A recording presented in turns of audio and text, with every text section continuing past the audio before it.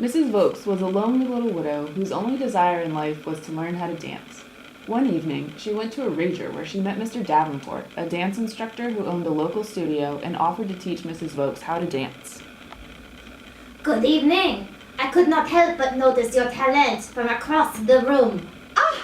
Oh my God! Are you serious right now? Thank you so much.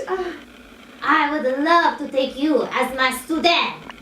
Mrs. Vokes readily agreed and began paying him for lessons. Mr. Davenport praised her repeatedly, assuring her that she was graceful, poised, and improving at a rapid pace. Ay, Mamma Mia! What grace! What skill! Mrs. Vokes was encouraged by this praise from Mr. Davenport, an expert in the industry with superior knowledge. Mr. Davenport subjected her to repeated dance aptitude tests for the purpose of establishing how many more additional hours of instruction Mrs. Vokes required.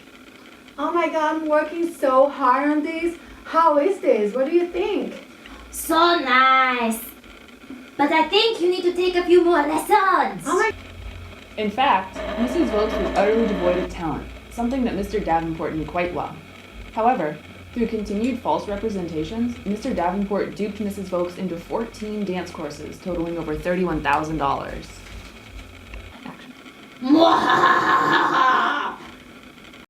While Mrs. Vokes first exulted that she was entering the spring of her life, she finally was awakened to the fact that there was spring neither in her life nor in her feet.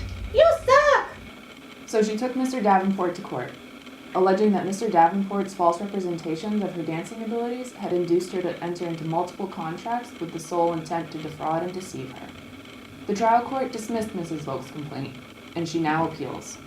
The Honorable Judge Pierce presiding. Mrs. Vokes, please state your claim. Your Honor, I want to avoid these contracts. I trust Mr. Davenport. He is an expert, and he has superior knowledge, and he lied to me. I bought more lessons because I believed him when he said I was getting better and better.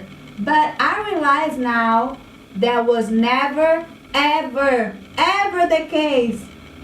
And Mr. Davenport, what do you have to say in defense of your actions? Your Honor, this was just trade puffing.